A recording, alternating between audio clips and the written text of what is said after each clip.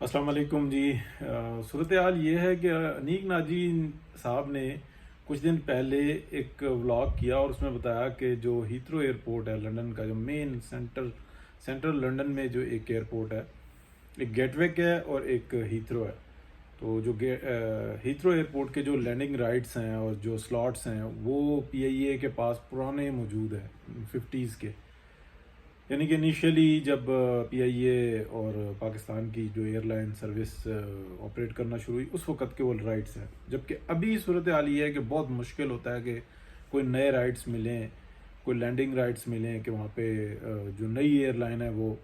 Operate کر سکیں۔ بہرحال یہ بہت بڑا اعزاز بھی ہے پاکستان کے پاس۔ تو اس کے اوپر ایسا ہوا تھا کہ پہلے جب یہ عمران خان حکومت نے، اب اس کو ڈاکٹرائن کہیں تو چلیں وہ بات ذرا سی اور ہو جاتی ہے، ایک پروگرام کے تحت پی آئی اے کے جو پائلٹس تھے ان کے اوپر یہ الزام لگایا کہ جناب ان کے تو لائسنس ہی 2 نمبر ہیں اور پوری دنیا میں پابندی لگا دی گئی۔ اس کے بعد ایسا ہوا کہ سروسز ختم ہو گئی، صرف پی آئی اے کا نام یعنی کہ ٹکٹ وہ چلتی رہی اور ایئر لائن کی جہاز لے کے اور ان کو آپریٹ کرتے رہے۔ اور باقاعدہ عمران خان حکومت نے پاکستان دشمنی میں جیسے انہوں نے باقی کے سارے کام کیے ہیں اس کے اوپر بھی اسی طریقے سے اس کو بالکل ختم کرنے کی کوشش کی پی آئی اے کو۔ پرابلم بن گئی، پھر کورٹ میں گئے، پھر وہ جو رائٹس تھے وہ بچ گئے اور اس کو نومبر تک جو ان سے نہ بتا دیا گیا کہ آپ اپنی سروسز سٹارٹ کر لیں، ادروائز یہ ختم ہو جائیں گے رائٹ آپ کے، نومبر 2022۔ تو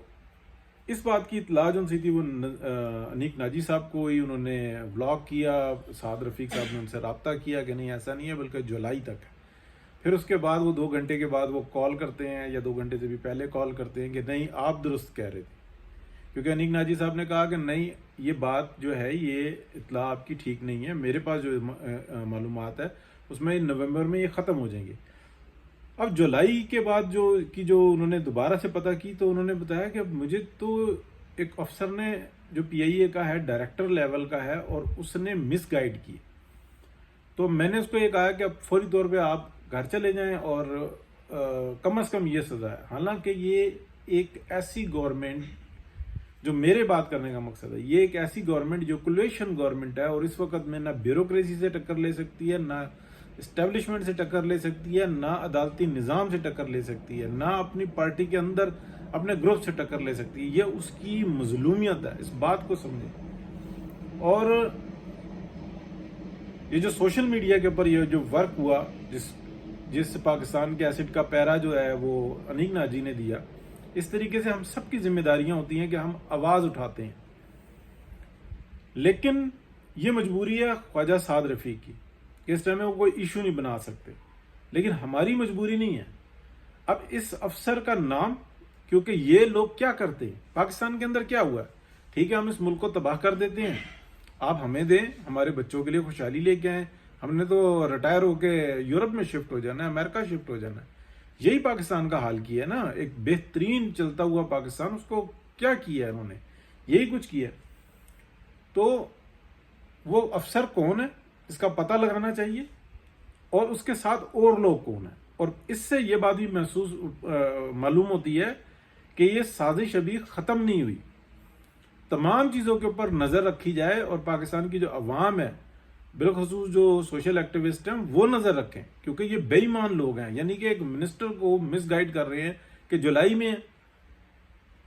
جو عدالت کا ٹائم ہے، جو ہمیں ٹائم ملا ہوا ہے لینڈنگ رائٹس کا، اور نومبر میں ختم ہو جانے تھے اور دسمبر میں ایک ایشو کھڑا ہو جانا تھا اور اس افسر کا بھی نہیں پتہ لگنا تھا، وہ سائڈ پہ ہو جاتا، وہ کہتا جی میں نے تو بتایا تھا، میں نے تو یوں بھی کیا تھا۔ ہو سکتا ہے اس نے کچھ ایسی لیٹرز بھی بھیجے ہوئے ہوں کہ نومبر میں معاملہ ختم ہو رہا ہے، پتہ نہیں ہوتا۔ یہ بے ایمان لوگ پاکستان کے دشمنوں کے ساتھ مل کر کام کر رہے ہوتے ہیں، بڑا شدید نقصان پہنچاتے ہیں۔ تو بہرحال ایک تو اپریشیٹ کرنے کی بات ہے کہ ایک بہت بڑا نقصان ہونے سے بچ گیا ہے، اور سعد رفیق صاحب نے جو ہے انہوں نے بڑا ایکشن لیا ہے، لیکن یہ ایکشن ناکافی ہے۔ ان لوگوں کے جو چہرے ہیں نا، پبلکلی ان کے منہ پر جو ہے نا کالک ملنی چاہیے، کم از کم ان کی تصویریں آنی چاہیے کہ یہ کون کون لوگ شامل تھے، یہ کیا کروانا چاہتے تھے، یعنی کہ یہ پاکستان کی عزت کا مسئلہ بنا ہوا تھا۔ 2 जहाज पाकिस्तान के दबे हैं ना जमानत में, क्या 2 टके की नहीं रही। एक स्क्राइब होटल और एक जो रोजवेल्ट होटल, इसको ये जो दांव पे लगे हुए हैं, किया धरा किसका है सारा? सुप्रीम कोर्ट ऑफ पाकिस्तान का, चौधरी इफ्तिखार का। लेकिन भगत कौन रहा है? पाकिस्तान की अवाम। ये जो पीआईए के जो जितने पायलट्स थे, उनकी जो जग हसाई की है, उनका सारा कारोबार तबाह किया, यानी कि उनके फ्यूचर तबाह करके रख दिए। पूरी दुनिया में जहां जाएंगे उनके ऊपर पीआईए का जहां नाम लिखा हुआ होगा तो लोग मशकूक नजर से देखेंगे, कोई एतबार नहीं करेगा। और उसको अगर कोई जॉब देगा भी तो उसके जो ओपोनेंट होंगे वो ये बताएंगे कि पीआईए का पायलट इनका जहाज चला रहा है, जिस फ्लाइट में तुम सफर कर रहे हो उसका, उस मुल्क का वजीर आजम बताता है, उस मुल्क का जो मिनिस्टर है एयर एविएशन का, वो बताता है कि जनाब हमारे तो पायलटों के लाइसेंस ही कैंसिल हैं, वो जहाज तो चला रहा है और तुम उसके अंदर सवारी कर रहे हो। कैसे हो सकता है? यानी कि जिस मुल्क का वजीर आजम मुल्क का दुश्मन हो, जिस मुल्क का जो हवाबाजी का मिनिस्टर है वो उस एयरलाइन का दुश्मन होगा वो, तो फिर कैसे निज़ाम चल सकता है? यानी कि आप इस चीज़ को देखें, वो तो बात आगे बढ़ी, उन लोगों के फ्यूचर खत्म हुए, लेकिन दूसरी तरफ ये साजिशें चल रही हैं। अब समझ में आता है कि हर तरफ जो है ना नजरें खोल के रखनी पड़ेंगी। सहाफ़ी